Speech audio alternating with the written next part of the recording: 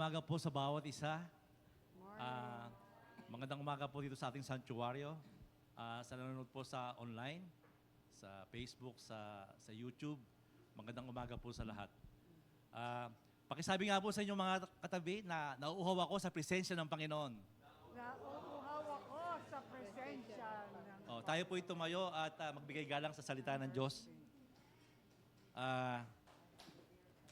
Sa Salmo 42, ito po ang sinasabi. Tulad ng usang sa tubig ng ilog ay nahasabik. O Diyos, ako sa inyo'y nananabik. Ako'y nauuhaw sa inyo, Diyos na buhay. Kailan pa kaya ako makakatayo sa presensya nyo? Araw-gabi, luha ko lang ang aking pagkain habang sinasabi sa akin ng aking mga kaaway, nasaan na ang Diyos mo? Sumasama ang loob ko kapag naalala ko na dati ay pinangungunahan ko ang maraming tao na pumupunta sa bahay ng Diyos at kami ay nagdiriwang, sumisigaw sa kagalakan at nagpapasalamat sa inyo. Bakit nga ba ako nalulungkot at nababagabag? Dapat magtiwala ako sa inyo. Pupurihin ko kayong muli, aking Diyos at tagapagligtas. Tayo po'y manalangin. Panginoon, tulad ng isang usa na naghahangad ng tubig, gayon ang aming kaluluwa na naghahangad sa iyo. Panginoon, alisin mo po sa amin ang mga bagay na nagpapanggap, na nagbibigay kasiyahan, ngunit nag-iiwan lamang ng kapanglawan at walang kabuluhan. Puniin ninyo kami ng iyong presensya, iyong layunin at iyong kapayapaan.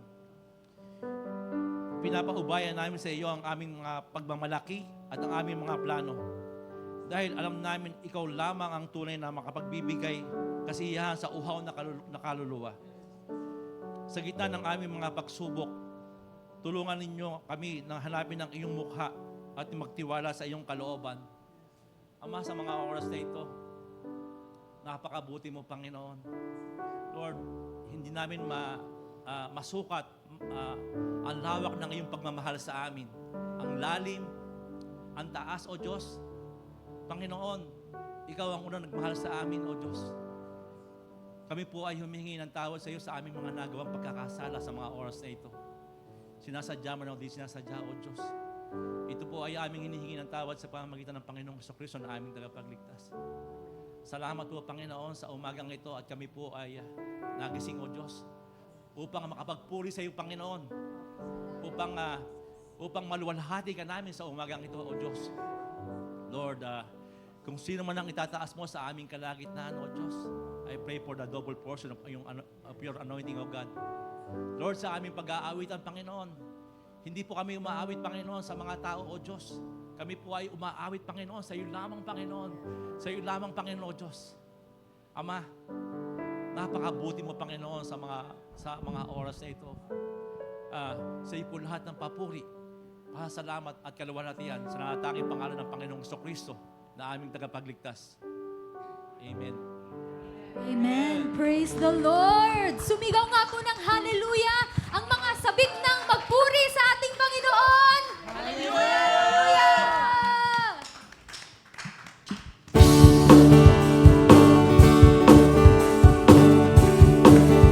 Ibibigay po namin sa iyo, Panginoon, ang lahat-lahat sa umagang ito.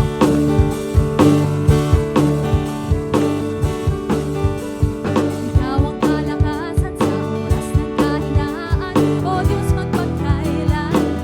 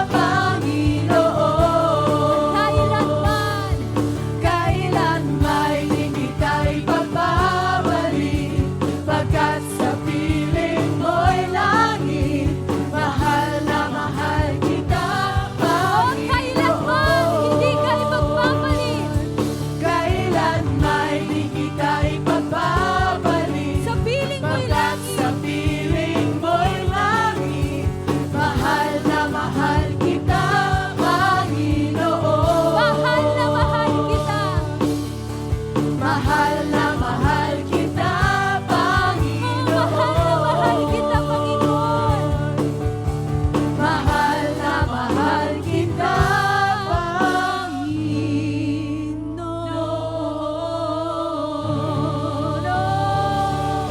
Purihin ang iyong ngalan, aming Panginoong Jesus.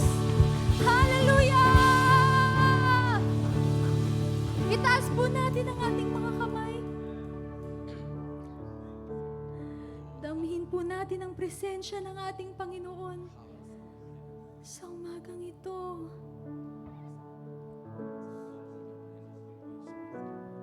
O Panginoon, nagpapakumbaba kami sa iyong harapan. Nagsusumamo. Katagpuin mo po kami sa umagang ito.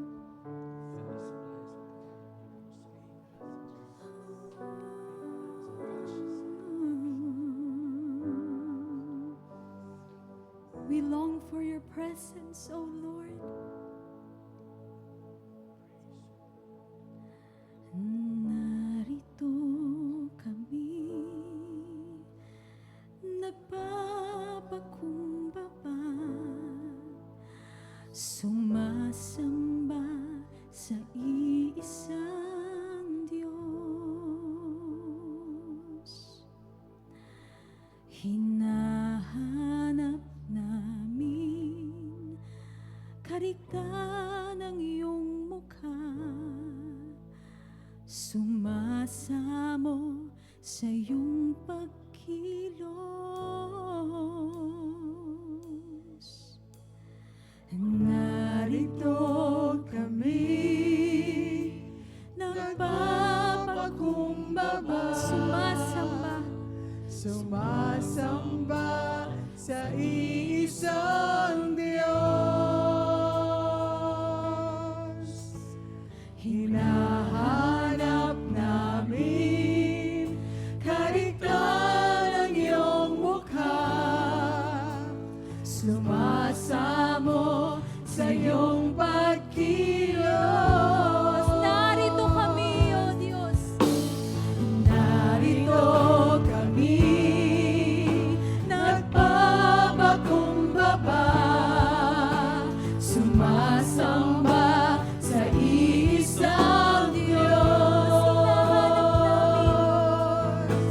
Hinahanap namin kariktan ng iyong mukha, sumasamo sa iyong pagkilos. At sa himig na hain, aming dalangin, kami kataguin.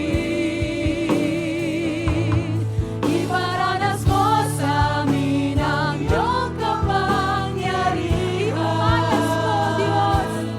Iparanas mo sa amin ang iyong kalwalhatian, hanggang ang aming Mapuspos ng kaluwan, mapuspos ng lubusan, at sa aming kalagitnaan ay bumaba ang kalangitan.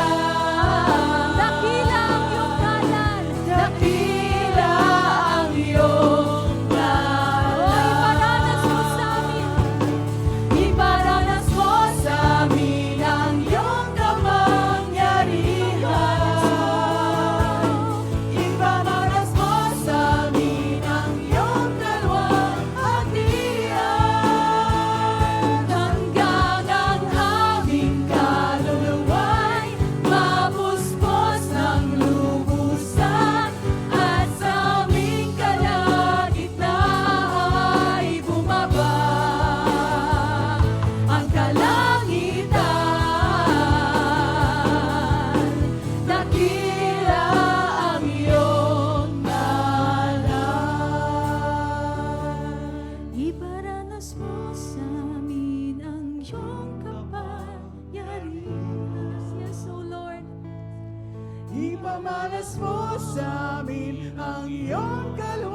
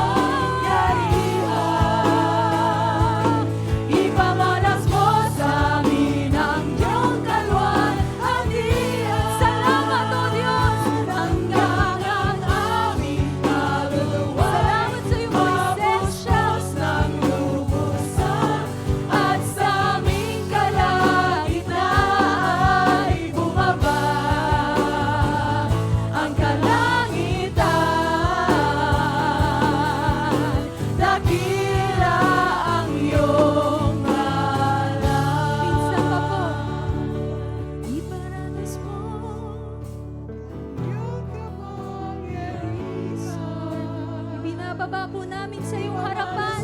Sa iyong paanan. Ang lahat ng aming mga dinadala sa linggong ito.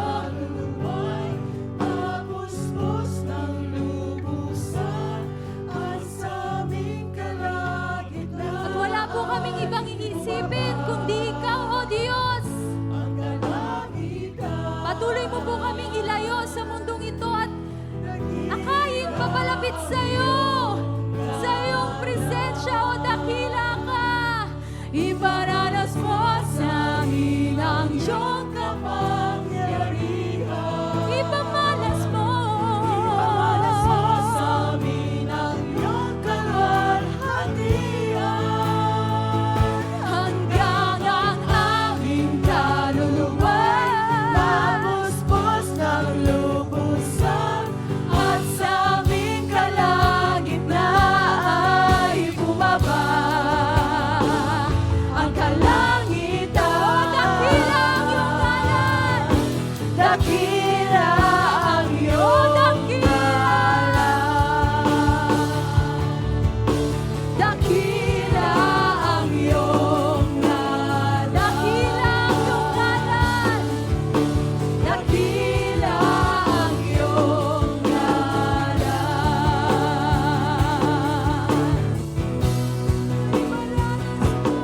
Iparanas mo sa amin ang iyong kapangyarihan. Ipamalas mo sa amin ang iyong kalwalhatian. Hanggang ang aming kaluluwa'y mapuspos ng lubusan at sa aming kalagitnaan ay bumaba ang kalangitan. Dakila ang iyong ngalan. Dakila ang iyong ngalan. Jesus, dakila ang iyong ngalan.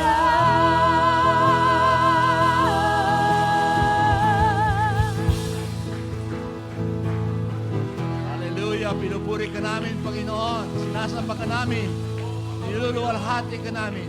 Ikaw ay hari ng mga hari, Panginoon ng mga Panginoon. Salamat sa iyong pagliligtas sa bawat isa sa amin. Salamat sa iyong pagpapagaling sa bawat isa sa amin. Dinadakila ka namin. Hallelujah to God in the highest. Thank you, Lord. Babasahin ko po sa inyo sa mga awit. Si Yahweh ay aking laging pupurihin. Sa pasasalamat, di ako titigil. Aking pupurihin kanyang mga gawa. Binibilang po natin ang mabubuting gawa na ginawa sa atin ng Panginoon. Amen. Kayong naapi makinig, matuwa, ang pagkatakila niya ay ihayag at ang ngalan niya ay purihin araw-araw. Ang aking dalangin dininig ng Diyos. Nawala sa akin ang lahat kong takot. Nagalak ang aping umaasa sa Kanya, pagkat di nabigo ang pag-asa nila. Tumatawag sa Diyos ang walang pag-asa, siya'y niligtas sa hirap at dusa. Anghel yaong bantay na may takot sa Diyos. So meron po tayong Anghel de la Guardia. Sa mga panganib, tayo'y kinukupkop. Ang galing ni Yahweh, hanaping masikap. Yaong nagtiwala sa Kanya, laging naliligtas at maituturing na taong mapalad. Sabihin mo sa katabi, ikaw ay mapalad. Matakot kay Yahweh, kayong Kanyang bayan, nang makantam ninyo ang lahat ng mga bagay. Kahit mga leon nagugutom din, sila'y nagkukulang sa hustong pagkain. Ngunit, ang sinumang si Yahweh ay susundin, sa anumang bagay, hindi siya pagkukulangin. Amen?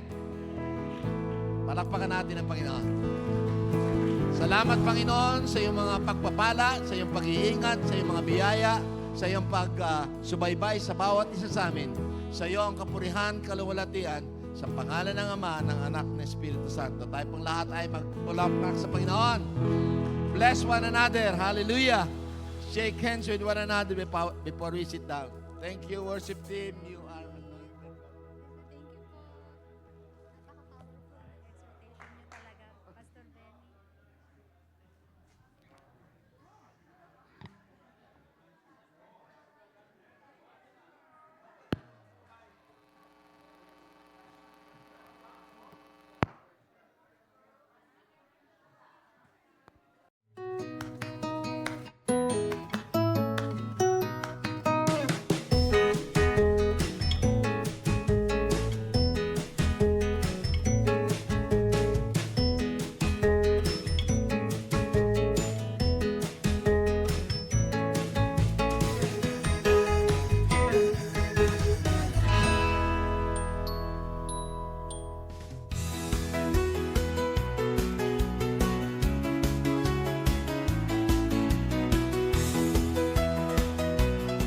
Welcome to the Lord of Harvest family. You are invited to worship with us every Sunday in person here at historic Filipina Town in Los Angeles. Taglish service is at 9 a.m., English service is at 10:30 a.m., and LOH Espanol is at 2:30 p.m. We encourage you to join us as we seek God in prayer every Friday from 8 to 9 p.m. via Zoom. And every first Friday of the month, Friday Night Live prayer and worship at the LOH Chapel from 8 to 9:30 p.m. Be equipped and trained to share the gospel of Jesus Christ. Every second Saturday of the month, we encourage you to come, go, and share the gospel of Jesus Christ in our community for the second Saturday soul winning. Meet at 9 a.m. for training, then go out in teams to reach our neighbors with the love of Jesus. Live stream is available via YouTube and Facebook under Lord of Harvest LA. Don't forget to hit like, follow, and subscribe. Please visit our website at lordofharvest.org for more information. Amen, amen, amen. Good morning po. Magandang umaga po mga kapatid, pababayan, mabuhay. Alright, ni Cebuana maayong buntag. I think we're going to start a Bisaya service here. We're getting overcrowded with the Bisaya here in the front. At yung banda complete this morning. Welcome back, Brother Andy. You're healed in Jesus' name. So Nora and the band are back. So good morning po. Happy post Hearts Day. I miss my heart. Also, they're in the. Please pray for my boys and my bride. They are in the Vision School staff conference in Houston. So we'll be back tomorrow. Also want to welcome those for joining us online. The Osorio is out of town today. By the way, this is President's Weekend. So please be thankful, be grateful for the country you live in, wherever you're watching from, and pray for your leaders and your presidents. Amen. Sister Helen Batak, watching. Where are you from, Sister Helen? Sister Ariel Santilan. I got some new people online. Sister Tina Batugo, God bless you. Good morning. Sister Jolette, Sister Nelfa, Brother Nelson, we're praying for you, brother. Complete healing in Jesus' name. Sister Marlot also, we miss you. Come soon, be healed. Sister Dolly Maño, Sister Ethel from White River, Arizona, and so on and so forth. And God bless you. Thank you for joining us here live. And if you're new first-time visitors, we want to welcome you. Agatha, you're not a visitor. Welcome back, Agatha. Good to see you. Just visiting from San Diego. And this morning, we have a very important announcement. First of all, thank you for the nice Valentine luncheon we had yesterday. About over 70 people did enjoy themselves and feasted on food and company. And there was karaoke and dancing to be felt for the next few days. Thank you, Sister Marlene, for leading the dance. Sister the Cabreras for putting it together, and of course Sister Faith for hosting. But many of you guys, thank you for providing an environment where we can be inviting to those who don't normally go to church. It's our event to reach out to people. Thank you for Sister Marinor and Brother Vin also for bringing a whole table of their friends. So God is good. Amen. He continues to move here in the Lord of Harvest, despite of all the different seasons we're having and the changes we have. God is still good. Speaking of changes, we have March 1st. Why does my voice keep changing? March 1st, we have our first installment for spring semester of Life Class Destiny 1, 2, and 3. The registration's open. I want you to go to the next level. Wherever you are, if you haven't started yet, Live Class is our initial stage of our discipleship classes. And it's a 10-week module. We do this 2 semesters a year. This is the first one in the spring, and we have it in the fall. So come register online.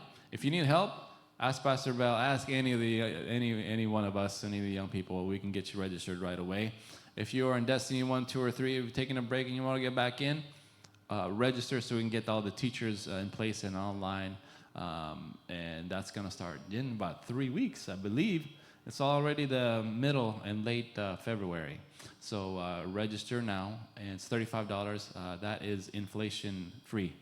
That means it hasn't gone up for the past like since we've concepted it. Anyway, sign up for that. And then we have a lot of activities happening. Why? To help win souls and make disciples, equip you and I, amen, to be ministers of the gospel wherever we are. March 7th, we have a men's group event in Lakewood, California. There it is. If you don't know, talk to your cell leader, because they should have told you already. All the men say, amen. Amen. That is March 7th. We're going to have a team build. Lunches provided. Please let me know. It'll be free, but you got to RSVP. Please let us know. Let your cell leader know, and RSVP for your whole group. All the men. Only no women on this time, all right? Women got to do your own thing. But all the men, March 7th. March 14th, we have, oh man, I don't have a flyer for that one. But we have a Philam event in Delano, California. Our dear friend, Pastor Aris Cosmundo, will be hosting a Central Valley rally for the Philam AG churches on March 14th. So save the date. A lot of stuff happening in the next few weeks. Lastly, I believe next Sunday is the last Sunday of February. Bilis ng panahon. Almost 2027 na. Talaga. It's going fast. They say the older you get, the faster the time goes. I think I'm getting older. It's going faster. But this Sunday, we have a very special guest speaker, Dr. June Vencer. And then also, it is our last Sunday of the month, and we're going to have a celebration for the February birthdays. Any February birthday, Heart Month, raise your hand. We're going to celebrate you this Sunday. So if they're not here, bring them over here so we can sing them a happy birthday. Amen? Without further ado, I just want to continue on with our worship service this morning called Brother Ramon, the architect over here of our special events, and Sister Minnie. 1 + 1 equals 1. One flesh. Amen. Amen. Praise the Lord. Thank you, Pastor. Good morning, church. Handa na po ba kayo sa ating pagbibigay ngayong umaga? Bago po tayo magbigay, meron lang po akong gustong i-share sa inyo 3 important words that will encourage us when we give. Number 1 po, our tithing shows our love to God. John 14:15 says, "If you love me, keep my commands." Pangalawa po, our tithing is an act of obedience. Deuteronomy 28:2 says, "Blessings follow obedience." Number 3, our tithing expresses trust in God. Proverbs 3:5 says, "Trust in the Lord with all your heart." Ito pong 3 bagay na ito na talagang sa amin po mag-asawa na lagi namin kiniklaim sa Panginoon. Dahil tunay na ang Panginoon ay napakabuti sa buhay namin. We have trials, problems na dumarating po sa buhay namin. But I thank God po through His Word talaga na yun po ang aming pinanghahawakan. Unang-una po sa lahat, nagpapasalamat kami sa Panginoon at sa church at sa lahat ng sa pastors, sa leaders na mga tumatayo po dito. Nagpapasalamat po kami kasi nung dumating po kami, gusto ko lang pong i-share sa inyo na maging encourage po sa ating lahat. Nung dumating po kami dito sa Amerika, matagal na po namin kilala ang Panginoon sa Pilipinas pa lang. But dito po kami tunay na nagkaroon ng relasyon sa Panginoon. First Sunday ng asawa ko po dito sa Amerika, yun po ang una niyang natutunan, ang tithing. Just because bago po ako dumating naman dito, nauna po siya ng 2 months, talaga po ang aming finances, may 3 anak na maliliit, nag-aasikaso, nagbabayad sa mga papel. Pero talaga napakabuti po ng Panginoon. Sabi ng asawa ko, we need to give what is for the Lord. Ako po ang nagbabudget ng aming finances. Kung sa numbers po ako titingin, hindi po namin kaya. That's the first week ko po sa Amerika. Sabi ng asawa ko, we need to give what is for the Lord. And talagang alam mo po, kung hindi sa pagmamahal ko sa Panginoon at sa asawa ko, nagpasubmit po ako kahit mahirap sa loob ko. Dahil yun po talaga sa atin, hindi naman po sa kaanuhan, iba po sa atin talagang mahirap pagdating sa pagbibigay. Especially talagang yung parang tama sa Panginoon. But I thank God po, talagang napakabuti ng Panginoon hanggang ngayon. Marami po siyang ginagawa sa amin. May mga pagsubok, that is normal, di ba, sa buhay natin. But I thank God because we love the Lord, we obey His word, and we trust God. Sa amin, hindi lang po sa aming finances kami nabibless. Blessed po kami because we have church, we have pastors, we have na mga friends na patuloy na nagpapalakas sa amin. And I really thank God. Marami pong salamat. Mahihayin po asawa ko. If you remember, my first testimony about tithing is, dito po ako talaga nung aking upon conversion, upon being the first time na naging follower po ako. This is the first na binago ng Panginoon, na yung tithing kagad ang nagkaroon ng impact sa buhay ko. We were still single then. Because I've experienced the immediate na patotoo ng Panginoon because I gave 5 pesos and I got 10 back. So parang out of nowhere I got 10 back. 10 pesos back. So parang okay, no? Pero from then on, talaga pong ang foundation ko sa tithing is very solid and very deep. Na I don't mind na regardless of I have the ups and downs of my salary, my giving is still constant. It doesn't affect on the numbers. It doesn't affect of how much I get, but because solid po dapat ang ating foundation of what we believe about the Word of God about tithing. And so, na-pass on ko po yun sa aking asawa, as she stated. But I'll just add to these 3 items na binanggit niya po. It is very important for us to have wisdom. Like King Solomon, even how much kayamanan na meron siya, but he still asked for wisdom. So even we have the love, we have the obedience, we have the trust, but if we don't have the godly wisdom on how this applies to our lives, on how we will apply this, masasabi ko po na we hold on to the earthly wisdom. Sinabi po sa book of John, there's 2 kinds of wisdom. It's earthly and godly wisdom.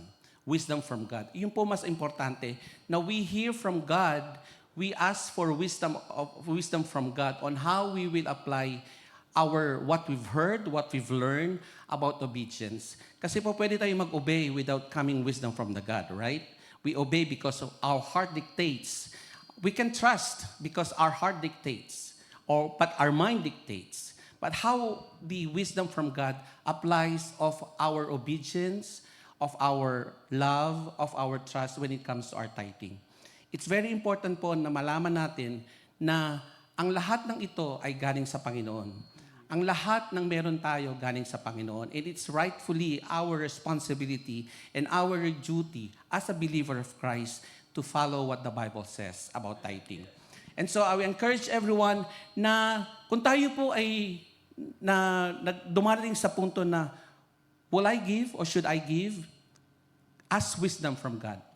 Kasi po kahit anong encourage namin dito, kahit sino man po sa ating cell group ang mag-encourage sa inyo, if we don't hear the wisdom from God, meron po tayong pinangahawakan na block para tayo pa ay tuluyan magtiwala, tuluyan na mag-obey, at tuluyan na umibig sa Panginoon sa ating pagbibigay. Hope it's this encourage everyone na patuloy pa tayo magbigay ng naaayon sa wisdom coming from God that's being sent to us. Amen? So tayo po'y manalangin. Lord, maraming salamat, Panginoon, dahil sa pagkakataon ito. Muli, Panginoon, kami ay in-encourage mo ang bawat isa na we seek wisdom from you, dear Father God. Maraming salamat ngayon pa lang, Panginoon, sa lahat ng mga pagpapala na patuloy mong pinagkakaloob sa amin. Thank you for your continuous blessing, O God. Hindi namin masusukat, Panginoon. Hindi namin, Panginoon, matatawanan ng iyong pagbibigay. Dahil you set an example, O God, by giving your Son, Jesus. Lord, wala po kaming karapatan. We don't have, O God, na the power to avail these resources, but only from you, dear Father God. Maraming salamat, Panginoon, sa wisdom na pinagkakaloob mo sa bawat isa. Kung paano namin pag-iingatan ang mga pagkakaloob mo sa amin, Panginoon. And maraming salamat, Panginoon, sa patuloy mong pagtuturo sa bawat isa. That you are continually rightfully teaching us, O God, correcting us, O God, and giving us the rightful wisdom that comes from you on how we will give our tithes back to you. Lord, we will continue to hold on to your promises, O God, and declare your words, O God, that your word gives hope, that gives life in each and every one of us. At patuloy namin, Panginoon, ipagbabalik at pagkakatiwala ang lahat ng binigay mo sa amin sa pangalan ni Jesus, ang lahat ay magsabi ng Amen. Amen.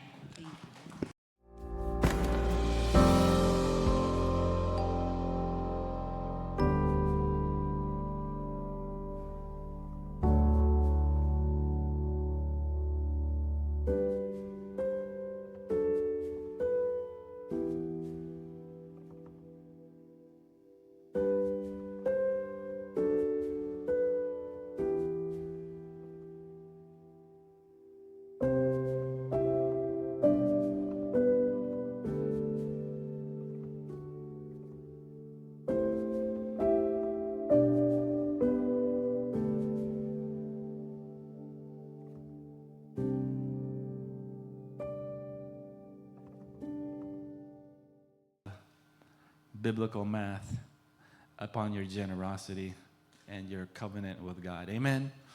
Nagpahabol po si Brother June and the Esquedas. Nandun daw sa Houston din in training. So they're also watching. So they sabi nila prayers and for their travels. But this morning you have a very good speaker. Dapat nasa last week. But jet lag ako, dapat ang announcement lang ako. then I went to go ahead and preach. Pastor Abel, come on up here and give us the word this morning. Amen.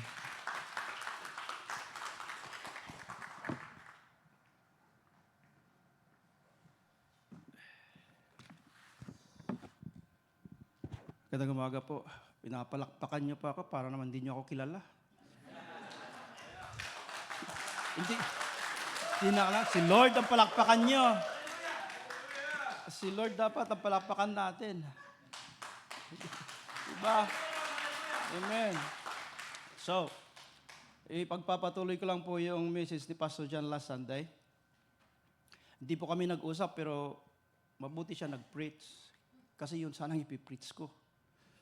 Sa Ephesians chapter 5. Well, anyway, tumayo po tayong lahat at basahin po natin ang Ephesians chapter 5. Verse 1 hanggang 21. Basahin ko po sa English. At sundan niyo po ako. Ephesians chapter 5, verse 1 hanggang 21. Imitate God, therefore, in everything you do, because you are His dear children. Live a life filled with love, following the example of Christ. He loved us and offered Himself as a sacrifice for us, a pleasing aroma to God. Let there be no sexual immorality, impurity, or greed among you. Such sins have no place among God's people. Obscene stories, foolish talk, and coarse jokes. These are not for you. Instead, let there be thankfulness to God. You can be sure that no immoral, impure, or greedy person will inherit the kingdom of Christ and of God. For a greedy person is an idolater, worshiping the things of this world. Don't be fooled by those who try to excuse these sins, for the anger of God will fall on all who disobey Him. Don't participate in the things these people do, for once you were full of darkness, but now you have light from the Lord. So, live as people of light, for this light within you produces only what is good and right and true. Carefully determine what pleases the Lord. Underline that. Take no part in the worthless deeds of evil and darkness. Instead, expose them. It is shameful even to talk about the things that ungodly people do in secret, but their evil intentions will be exposed when the light shines on them. For the light makes everything visible. This is why it is said, "Awake, O sleeper, rise up from the dead, and Christ will give you light." So, verse 15, be careful how you live. Don't live like fools, but like those who are wise. Make the most of every opportunity in these evil days. Don't act thoughtlessly, but understand what the Lord wants you to do. Underline that first. Don't be drunk with wine because that will ruin your life. Instead, be filled with the Holy Spirit, singing psalms and hymns and spiritual songs among yourselves and making music to the Lord in your hearts. And give thanks for everything to God, the Father, in the name of our Lord Jesus Christ. Amen. May God bless the reading of His Word. Father God, salamat po sa aming kalayaan ngayong umaga. Lord, ang iyong biyaya ay mayaman. Bakit? Bagamat minsan, Lord, kami ay nagkukulang. Panginoon, di po kayo nagkulang sa amin. And so we pray now, pagpalain niyo po ang bawat isang narito at bigyan niyo kami ng spiritual na pandinig para maging kapakipakinabang ang iyong salita ngayong umagang ito. Sa pangalan ni Jesus, ito ang aming samot na langin. Amen. Alright, makakaupo na po tayo. So, nung pong last week ng December, ay niyaya po ako ng mga anak ko na mag-dinner dahil yung isa pong anak ko ay hindi makakasama sa New Year. So, habang kumakain kami, tinanong ko sila, so ano ang inyong hopes and dreams for the coming year, which is 2026? At yung bunso, sabi niya, Dad, ang prayer ko ay I'll be smarter this year. And it clicked in my mind. That's a wise prayer request. So, I took that at gawin nating title ng mensahe ngayong umagang ito, Be Smart. Okay? Okay ba yan? Alam niyo po ang Bible, really, the Word of God expects us to be smart. Supposed to be, ang mga Kristiyano, mga anak ng Diyos, ay hindi po dapat fools. Ano sa Tagalog yan? Hindi po dapat, alam mo, well-informed tayo sa ating generation because of smartphone, smart TV, lahat. And wala nang nitatago. We can just Google anything that we don't know. Then there, we have the information. So, knowledgeable tayo, pero ang problema, hindi tayo smart. Ang expectation ng salita ng Diyos, gusto ng Panginoon tayo smart. Not to outsmart others, iba pa yun, iba po yun. But to live smart. Tama ba yun? Gusto ni Lord tayo maging smart. Yeah, if you read 2 Corinthians, God wants us to be smart. Even James, chapter 1, ano sabi ni James? If you lack wisdom, ask. So, the verse, the statement assumes that we should be smart. Kaya lang, pagka kulang ka sa kaalaman o kulang ka sa being smart o being wise, hingin mo kay Lord. And I'm glad, Brother Ramon, pinilang ko. Itong business niya, nabanggit yung salitang wisdom kanina. Nimilang ko 7. Sabi niya, wisdom. Totoo yun. Kasi gusto ni Lord tayo talaga maging smart. So, in fact, sabi sa verse 15, so, very careful how you live. Akin ba yan? Hindi yun smart, na. So, smartphone lang. So, be careful, sabi sa verse 15. How you live, don't live like fools. Sabi dito, but like those who are wise. Yeah, but then, it begs a big question. Paano tayo maging smart? O nga, no? Paano ba ako maging smart? So, ang sagot, nasa verse 1. Imitate God, sabi.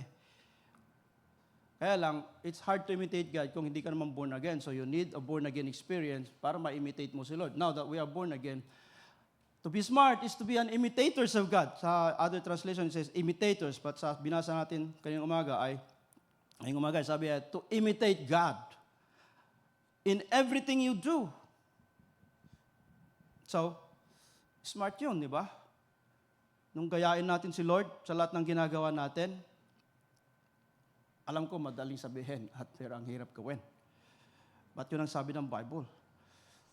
Para tayo maging smart, kailangan imitate natin si Lord. Now, again, the follow-up question is, sa paanong paraan? I think sa lahat. ng bagay. Kailangan imitate natin si Lord. So sabi, verse 2, live a life filled with love. So itong month nito, puro pag-ibig ang ating naririnig. Sabi, live a life filled with love, following the example of Christ. Last Sunday, Pastor Jan asked a very, very big question. Anong mas gusto mo? Mag-submit o umibig parang katulad ni Kristo? Now, alam natin si Jesus, both ginawa niya yun, di ba? And so, sabi dito, be imitators of God like Christ. Para maging smart tayo. Pero, totoo po yung tanong. Anong mas gusto mo, yung mag-submit o yung umibig para katulad ni Kristo? At natatawa ako kahapon sa testimony ni Brother Vin at saka ni Sister Mary Nor. Nung una, ginagamit daw niya yung version para mag-submit yung asawa niya. Yung sabi ng Bible na, submit. Wife, submit. Nung narinig niya yung preaching about loving like Christ, sabi niya, ako na lang kayo mag-submit. Ikaw na lang ang sumunod. ang umibig sa akin, sabi. Kaya natatawa ako. Totoo po. Pero si Jesus, ginawa po niya parehas. Nag-submit and then umibig siya. At yung kanyang pag-ibig ay i-demonstrate niya. And so, wala tayong lusot, wala tayong reason na hindi gawin yung ginawa ni Christ. Because sabi ni Lord, if you want to be like the Lord, sabi dito, imitate Him in everything. Because that's the smart living. Amen? Smart po yan. And then, verse 8. Verse 5 sabi, but God demonstrates His own love toward us in that while we were still sinners, Christ died for us. So, hindi niya tayo hinintayin na tumino bago tayo ibigin. Amen? Pero ang pag-ibig ng mundo, sandali, pagka okay ka na, iibigin kita. Ganon ang pag-ibig ng mundo. Pero tayo, hindi. Another one. So verse 8, for once you were full of darkness, but now you have light from the Lord. So live as people of light. So how to imitate the Lord? Love like Christ, and then live as children of light. Yan sabi dito. So verse 8, live as people of light. Sa paanong paraan? Actually, ang verse 8 ay summary ng verse 3 hanggang verse 7. How to live like children of light. Sa verse 3 sabi, we have to be free from immorality, free from greed. Sabi mo sa katabi mo, hindi ako yun. Totoo yun. Hindi po tayo greed. If you read the verse, 3 times binanggit yung greed. Kasi yun ang mundo. Sabi ng salita ng Diyos, maiba naman tayo sa mundo, di ba? So, hindi tayo greed. So, free from immorality, free from greed. Verse 4, free from foul language. Ayan, ang mundo. Hindi kayo makapanood ng movie na walang foul language. Ang masama pa nito, ginagamit ang pangalan ng ating Panginoon. At sabi ng isa, palamuti daw ng kanyang bibig. Pambira naman palamuti yan. Nagpalamuti ka pa ng iyong salita, ang pangalan pa ng Panginoon ginamit. But foul language, free from foul language, sa verse 4. These are not for you, sabi. And then, last part ng verse 4, full of gratitude. Instead, let there be thankfulness to God. So, dapat tayo ay mapagpasalamat. Grateful people. Smart yun, di ba? Nakasama na ba kayo ng ungrateful na tao? Di ba nasabi ko sa inyo, mayroon akong classmate, babatiin mo. Uy, ang ganda ng damit mo. Sa baklaran ko lang nabili yan.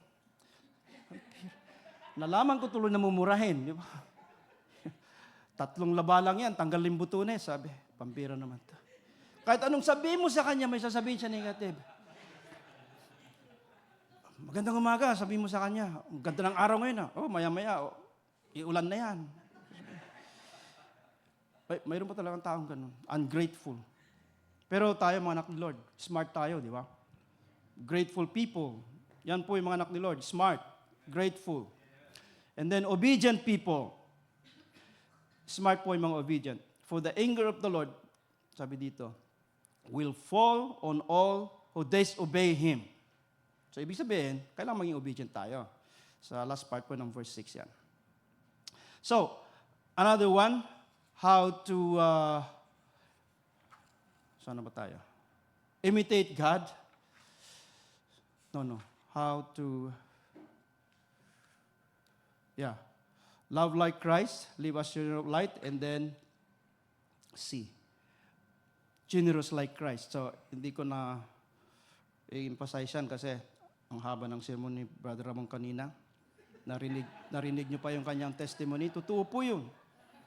Dagdagan ko lang ng konti yung kanyang testimony. Yung biyanan ko, sabi sa akin, Abel, yung aming sweldo ng papa mo, ang tawag doon? Anong pong tawag doon? Yung hindi na tumataas, hindi na bumababa. Yung, kasi ano yun parang pension niya sa Navy. Fixed. Yun yung tamang sabi. Fixed na yung aming tinatanggap. Pag nag-tights pa ako, anak, sabi, di kulang na. Sabi, nisip ko, mukhang totoo Di ba pag isipin mo, mukhang totoo kasi wala silang ibang income. Fixed yung kanilang natatanggap. Pag nag-tights nga naman, makukulangan pa.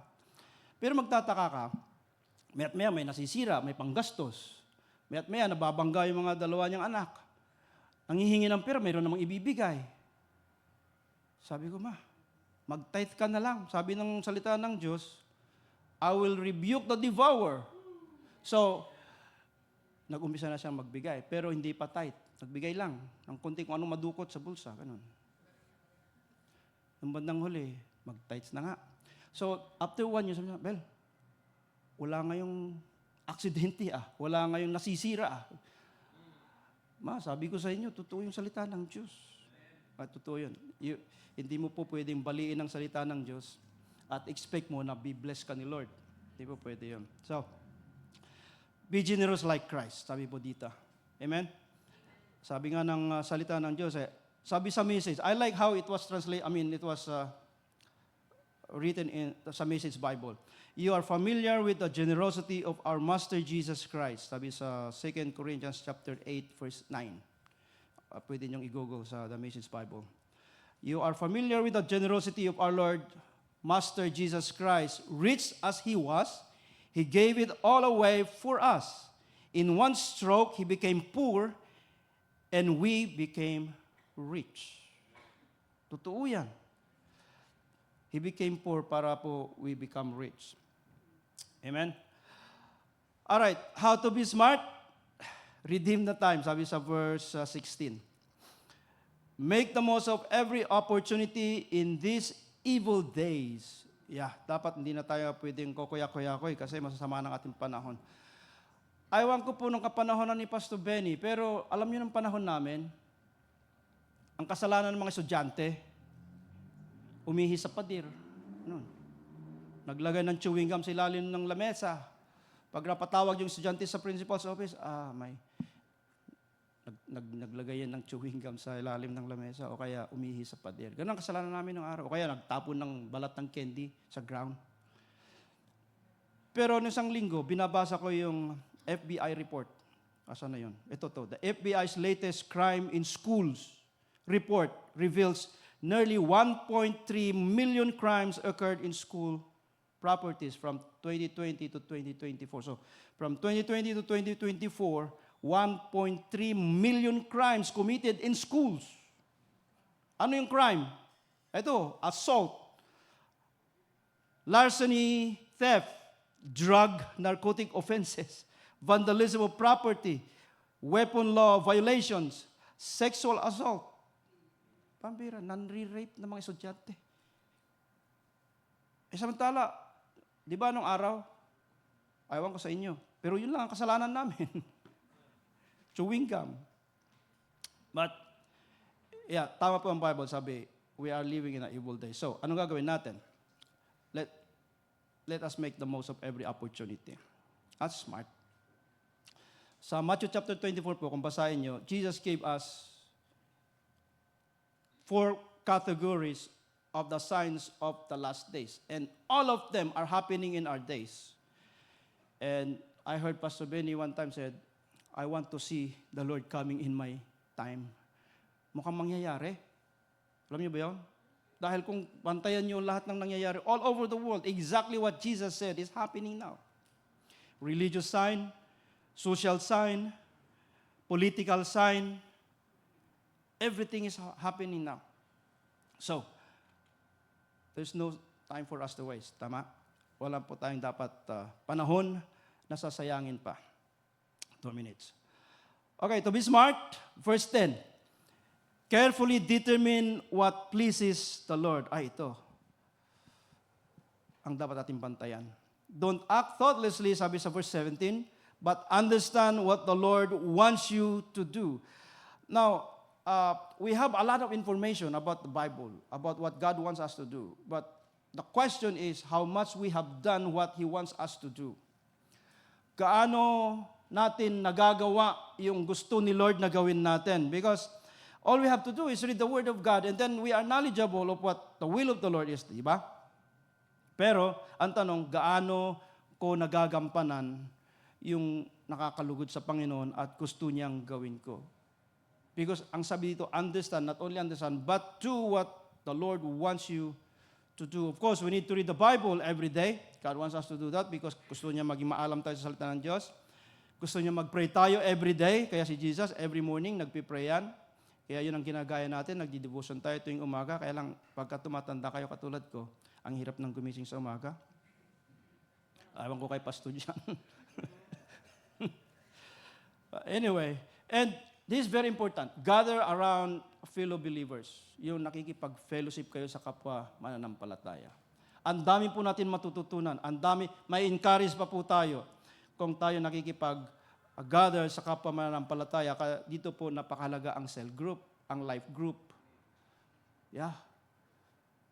Sino dito walang life group o cell group o hindi umaaten? Ako lang. Hindi umaaten po ako.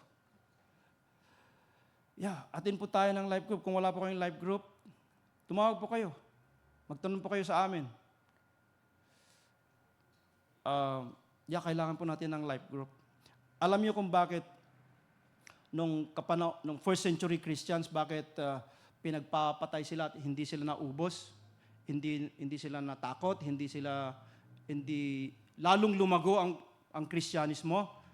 Dahil sa life group, the house church, cell group, lalo sila nagpapalakasan. Kaya napakalaga ang life group. Mag-attend po kayo. Okay? Smart po yun. Kung gusto nyo maging smart, ha? And then, pangatlo, pang-apat, at dito tayo magbukas, be filled with the Holy Spirit. That's smart. Gusto mo maging smart? Alam niyo sabi ng salita ng Diyos, when the Holy Spirit comes, He will lead you into all truth. Hindi ka ililigaw. Minsan, magtataka ka bakit maraming mga Kristiyano problematic. Di mo malaman, di mo may pintura minsan ang mukha. Laging may problema. Be filled with the Spirit. Pagka minsan yung mga electric fan natin, tumutunog-tunog yan eh. Anong ginagawa ko? Nilalagyan ko ng langis.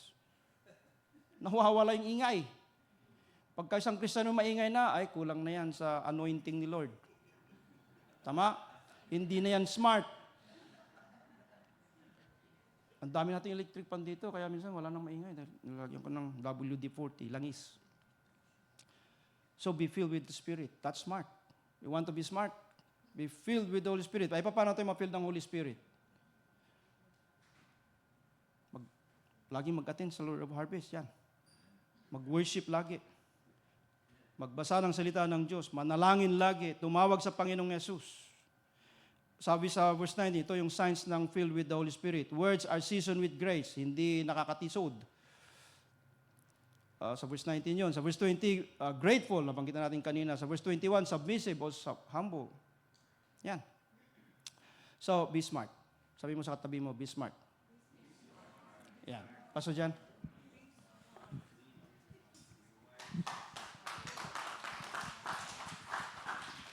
Salamat po, Pastor Abel. You know, I really believe that the Holy Spirit is trying to move us from one place to another here in 2026. Last week when I preached, I just did the overview of Ephesians chapter 5. Now today he's starting, and the first verses all the way through 21. You know I'm preaching in English? 20 through to 32. We didn't talk to each other. Pero yung ganda ng Holy Spirit. Kasi He's equipping us. Di ba? Sabi ni brother over there, he's like, I know before wives submit to your husband, but I didn't know the husband's role. And we're getting, matalino tayo. In God's word, we're learning. But I just feel the Holy Spirit wants to move us from being matalino to having godly wisdom, to be transformed. Hindi lang information, but be transformed in the image and likeness of Christ. So therefore, our obedience is in alignment. Our life is in alignment with His will. Kaya ang sabi ni Matthew, ask whatever you have, whatever you need. Ask, and I'll do. When we're in alignment with God's word, when we're in alignment with the presence of the Holy Spirit, anything is possible. Amen. The world's math won't matter. Brother Ramon said, we were able to raise 3 kids. Stories, testimonies after testimonies. Sister Shirley over here. Even when they were going through the valley of the shadow of death, provisions came. Miracles came. I was talking to a sister yesterday. She said, hey, I have this in my heart to minister to our women. You know, I went through cancer, and I heard the testimony of Sister Marinor. I heard the testimony of your mother. I heard the testimony of Sister Ressie going through breast cancer and other cancers. Did you know that in October it's going to be Breast Cancer Awareness Month? Can we minister to the community? Can we minister to our women? Not even to the older women, to the younger women. I said, sister, let's do it. We're here as a body of Christ to equip the saints to minister to the lost. Amen? I couldn't do the Valentine yesterday, but they said, hey, let's do it anyway. I'm like, you go, brother. You go, sister. Let's do it. We're in here together. Amen? It's not just us, the ministers, the pastors, to minister. Kayo tayo lahat. To be priests and kings to our families, to our own selves. Every morning, you have to lead yourself. Amen? To pop open the news or Netflix first or whatever it is. Or the Bible. Face the book. It's a discipline. We got to lead ourselves. So, in here, in this late February now, I truly believe that the Holy Spirit is moving us into a new territory. God is moving pieces where each and every single one of you and I, you are the church. Amen? We are the bride of Christ. And this whole submitting, this whole obedience, that's our role to our groom, Jesus Christ. Amen? And just like Pastor Abel says, listen, loving, that's our job too. Submitting, that's our job too. We have to be the priests of our household. Husbands, we got to love. All right?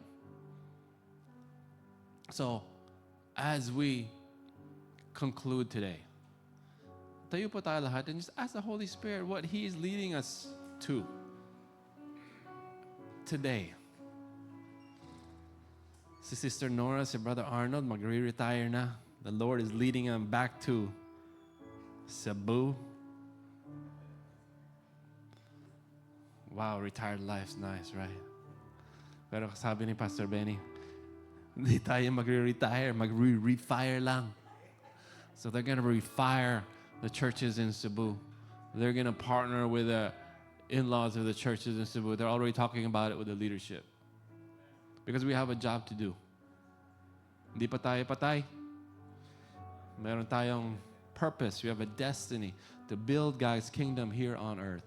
Wherever it is, in your workplace, in the school halls of academia, at the coffee shop, you are the minister of the gospel. Amen?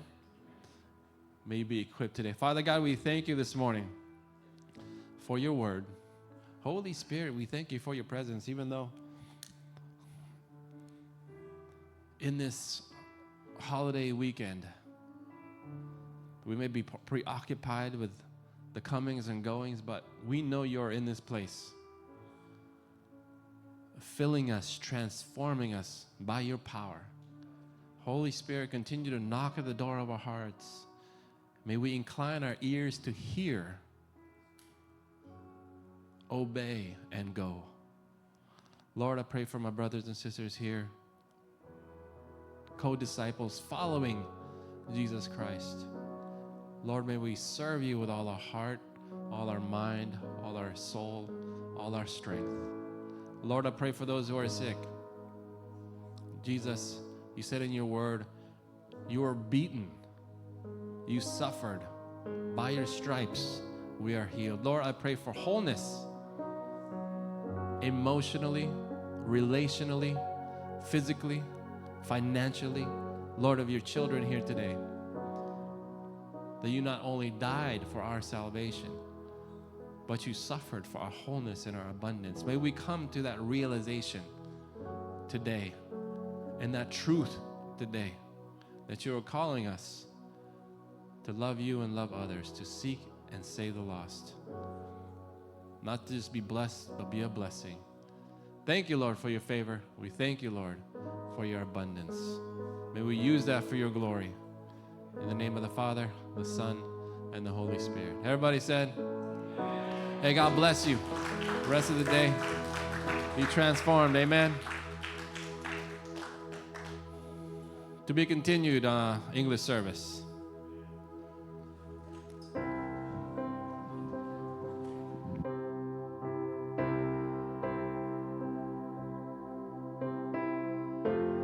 Check, check, check, check.